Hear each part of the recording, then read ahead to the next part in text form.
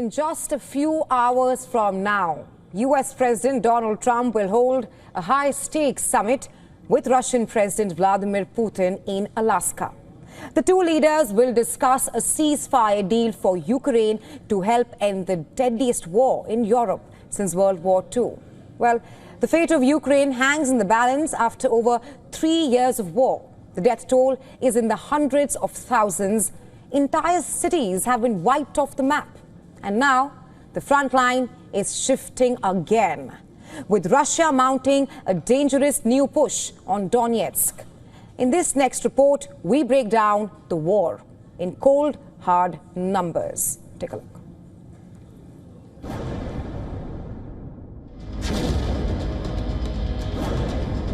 Three years, hundreds of thousands of troops killed on both sides, and 20% of Ukrainian land captured by Russia. This war has been the deadliest in Europe since World War II, and specifically for Russia. 15 times deadlier than the Soviet-Afghan War, 10 times bloodier than Chechnya. The fighting has been fierce. 24,259 battles reported in just 1 week. 24,839 air and drone strikes, 16,716 shelling attacks, and dozens of civilian attacks.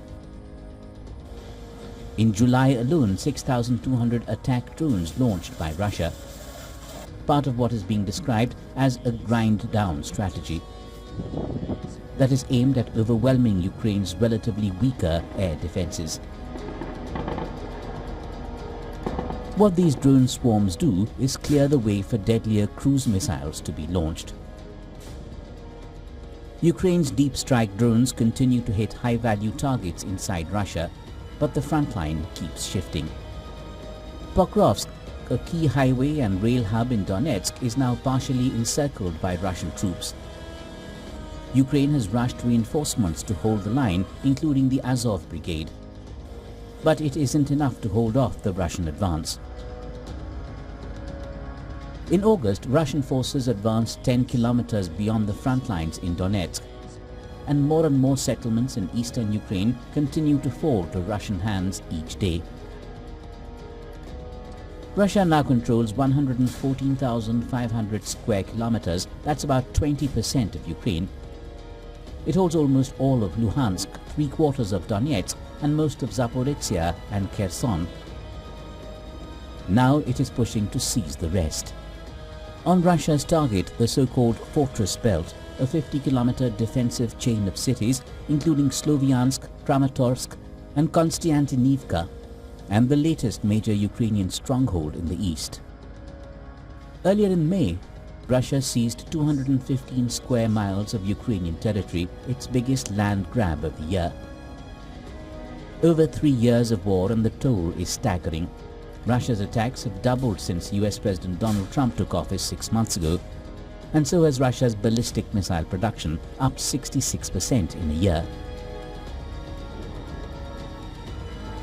The war has also displaced 10 million Ukrainians.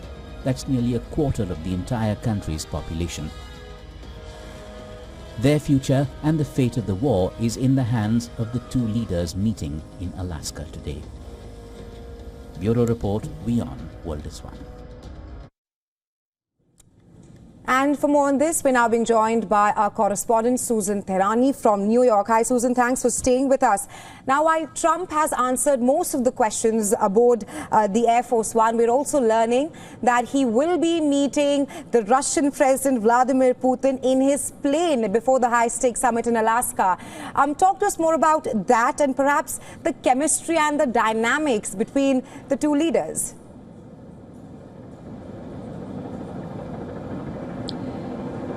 Yeah, it's a very interesting meeting, and it's full of symbolism, of course.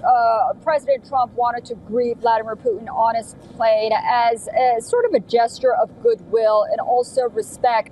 It's a very high-stake meeting, not only for the United States, for the president himself, showing himself as a master deal maker, but also for Vladimir Putin, who has for years been touted as sort of being isolated in Russia from European countries and even those here in the United States. This is really sort of that stamp of approval that he's coming to the United States and meeting with the president of the leader of the free world, so to say. So much for that sense of isolationism. I think both sides see this as a viable opportunity. Perhaps the United States, Europe, and Ukraine have more at stake than Russia does. It is the issue of economic concerns, of course, and sanctions that Russia is very concerned about. That's why it's bringing so many of these trade leaders and officials with it. But on the other hand, Ukraine is in a very tough spot. Europe is in a tough spot. And the United States, with U.S. President Donald Trump leading it, had promised to finish this war and find some kind of peaceful solution in the first 24 hours of his presidency during his second term. Well, that didn't happen. So all eyes are on this meeting. President Trump has tried to manage expectations, saying that he's not going to be speaking on behalf of Ukraine and whatnot. But nonetheless, you can't underestimate how important it is that these two are meeting, and on a very interesting grounds in Alaska. Russia controls still a small island on Alaska. It sort of, the plane that Putin comes from Russia sort of bypassed some hostile territory, so he didn't have to fly over those countries. So that was a plus for him. And also, again, you know, for the U.S. president, it'll give him the opportunities to sort of portray himself as that master peacemaker that he really wants to be. Right, Susan, thanks for getting us the latest. We'll, of course, be tracking the high-stakes summit in Alaska very closely with you. Yeah. And, well, we're also being joined by Senior Editor for Foreign Affairs, Siddhant Sibul, who's here with us. Siddhant, of course, I want to ask you as to where is India positioned at this point of time, with New Delhi closely watching the high-stakes summit in Alaska?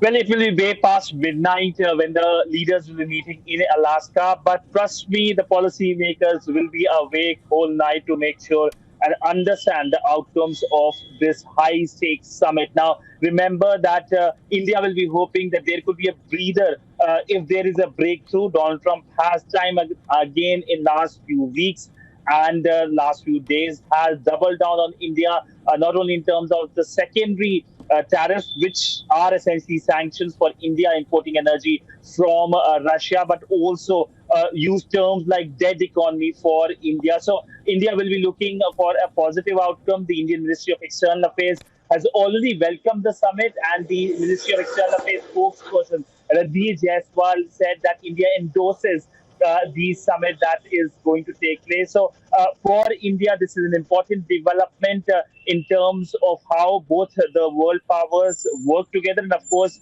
for India as well, in terms of being the fifth largest economy, importer of Russian energy, having good relationship with both US and with Russia, it is something that changes the geopolitical equation very fast. So this will be a long night here in India, in the national capital Delhi as well. Right, Siddhant, of course, we will be closely tracking all that happens in Alaska. In just a short while from now, U.S. President Donald Trump will be meeting his Russian counterpart. But thanks for getting us the latest right now.